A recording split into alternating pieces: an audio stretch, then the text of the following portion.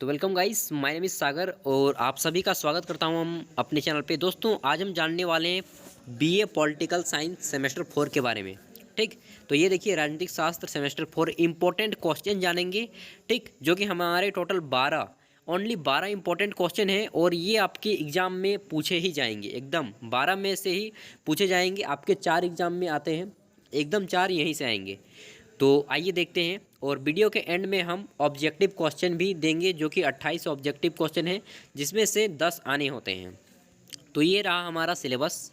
अब आइए यहाँ पे हम क्वेश्चन भी देखेंगे और इसका आंसर भी। तो वीडियो पे बने रहिएगा मेरे दोस्त, फ़ायदा कर लीजिएगा आज। पहला क्वेश्चन है हमारा, अंतर्राष्ट्रीय राजनीति की परिभाषा दें एवं इसकी अवधारणा की व्याख्या करें, जो कि आपके इंटरनल और एक्सटर्नल दोनों एग्जाम में पूछे जाएंगे। इसका इंग्लिश में ट्रांसलेट कर दें, define international politics and discuss it's concept. ठीक, अब इसका उत्तर है, आपको जनरली 15 मार्क्स का अगर पूछा जाता है तो 3 पेज में उत्तर देना है। ठीक, और अगर 5 मार्क्स का पूछा जाता है तब आपको 1 पेज में उत्तर देना है, 10 मार्क्स का तो 2 पेज में। ठीक, इसी तरह। तो हमारा दूसरा क्वेश्चन क्या है, आइए देखते हैं। ये हो गया पहला क्वेश्चन। दूसरा क्वेश्चन, ये देखिए इसका उत्तर जो है थोड़ा लॉन्ग टर्म में जाता है। ये हमारा सेकंड क्वेश्चन है, मॉर्गेनथ्यू द्वारा प्रतिपादित अंतर्राष्ट्रीय राजनीति के अध्ययन हेतु यथार्थवादी उपागम की विवेचना करें। यहाँ पे इंग्लिश में हो जाएगा इसका, examine the realistic approach given by Morgenthau for the study of international politics. ठीक, और इसका उत्तर आपको अच्छे खासे 2-3 पेज में दिया है। मैं इसका पीडीएफ का लिंक दे दूंगा, आप सारे को डाउनलोड कर लीजिएगा, आसानी हो जाएगा उसमें। और क्वेश्चन को बिल्कुल पढ़ना ही पढ़ना है, 2-3 बार प्रैक्टिस कर लीजिए ताकि एग्ज़ाम में आपको चीटिंग ना करना पड़े।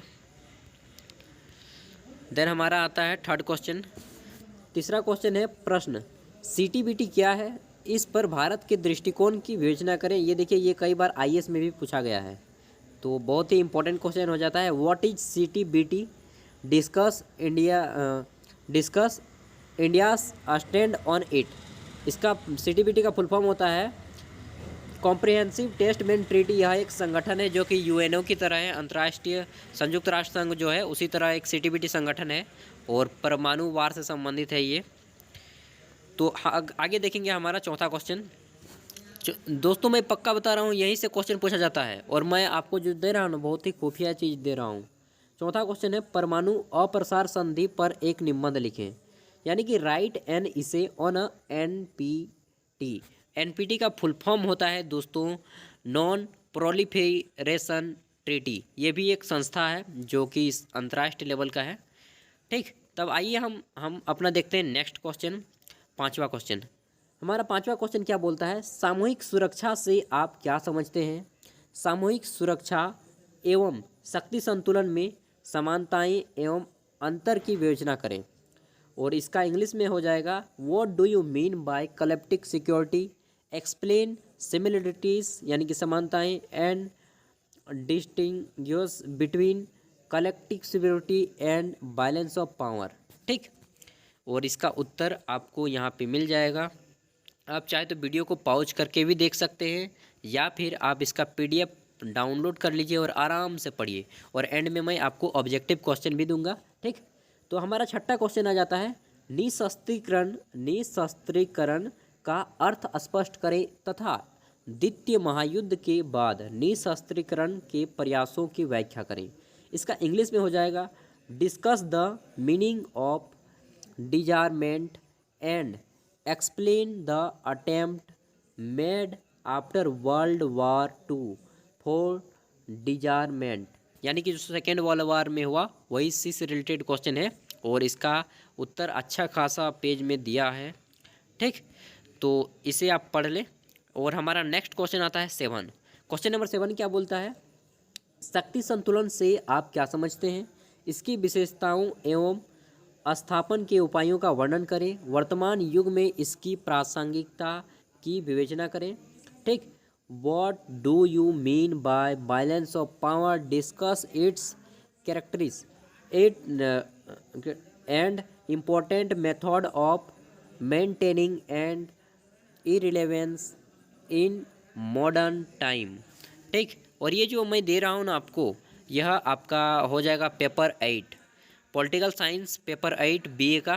ठीक, अब हम देखेंगे नेक्स्ट क्वेश्चन। आप भारत की किसी भी यूनिवर्सिटी से हो वो कोई मतलब मायने नहीं रखता, बस आपका पॉलिटिकल साइंस ऑनर्स होना चाहिए।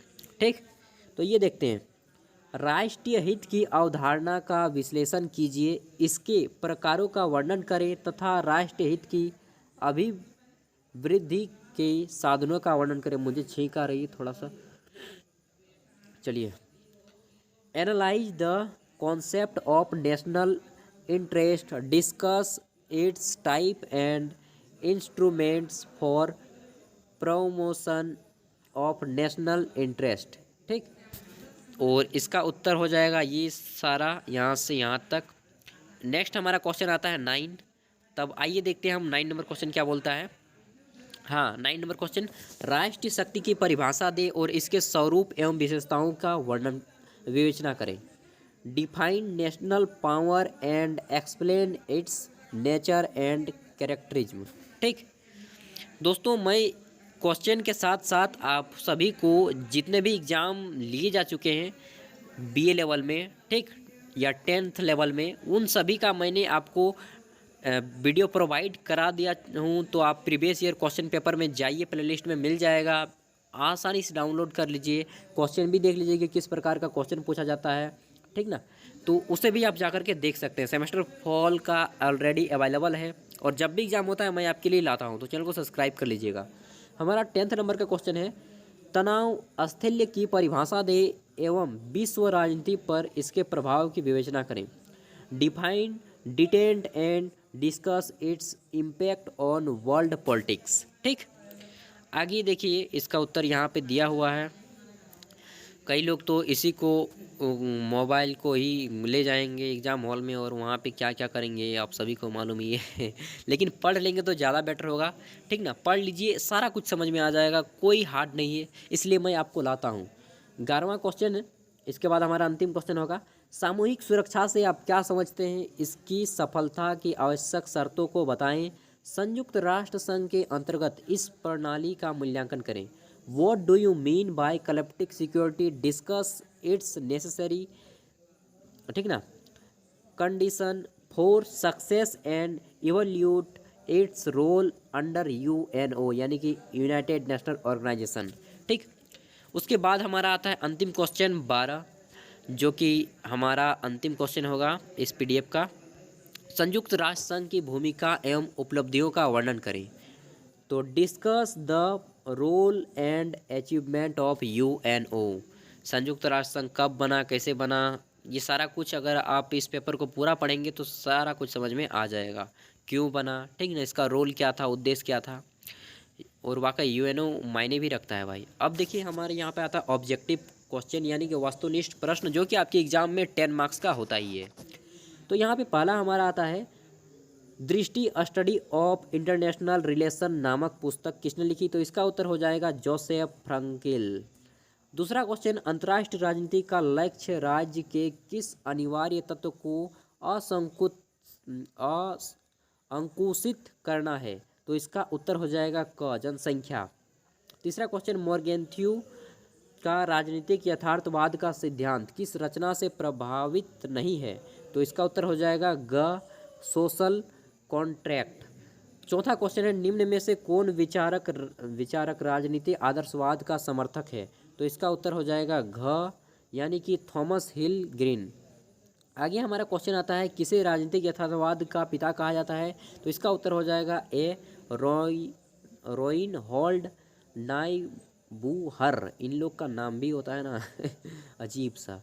कौन सा तत्व शक्ति के अभौतिक तत्वों में अपना स्थान रखता है। तो इसका उत्तर हो जाएगा राष्ट्रीय चरित्र, यानी कि नेशनल कैरेक्टर।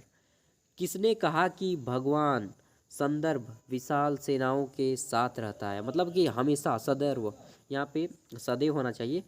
तो यह कहा था नेपोलियन बोनापार्ट ने, जो कि काफ़ी फेमस आदमी है। चीन को शक्तिशाली राज्य बनाने में किस तत्व की भूमिका को विशेष महत्व नहीं दिया जा सकता। तो यह होगा राष्ट्र चरित्र। 9 नंबर क्वेश्चन, राष्ट्रीय राजनीति में किसे शक्ति का पर्याय नहीं माना जाता? तो यह है संयम, ठीक ना, जिसे आप पेशेंस बोलते हैं, धैर्य रखो।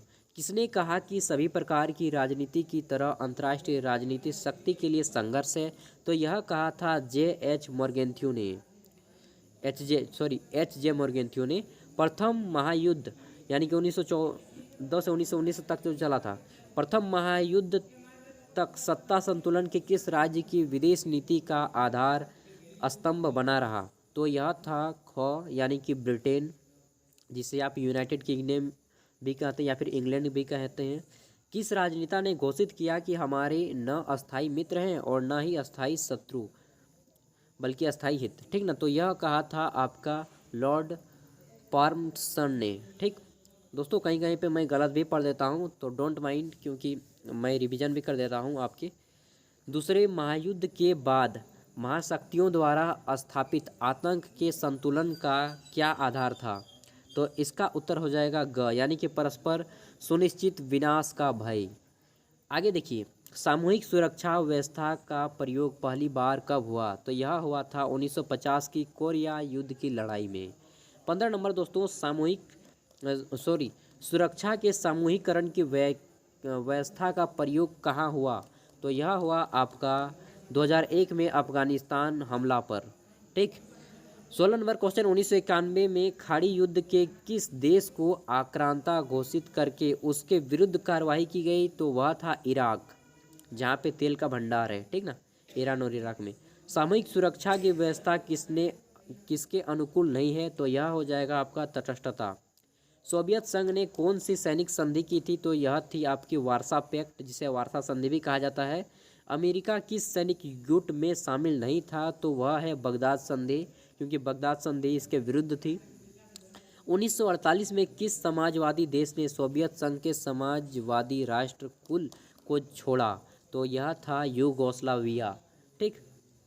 अगला था, किसने साम्यवाद के अंत को इतिहास का अंत कहा? तो उसने कहा था फ्रांसीसी फुकुयामा। आपने यह मतलब कि क्या बताएं, कुटिल कुटिल आदमी थे ये, ऐसे ऐसे आदमी हैं पॉलिटिक्स में। मोर्गेंथ्यू के विचार में राष्ट्रहित का मूल तत्व क्या है? तो वह था राज्य का अस्तित्व बनाए रखना, यानी कि राज्य को एक अच्छा इमेज देना।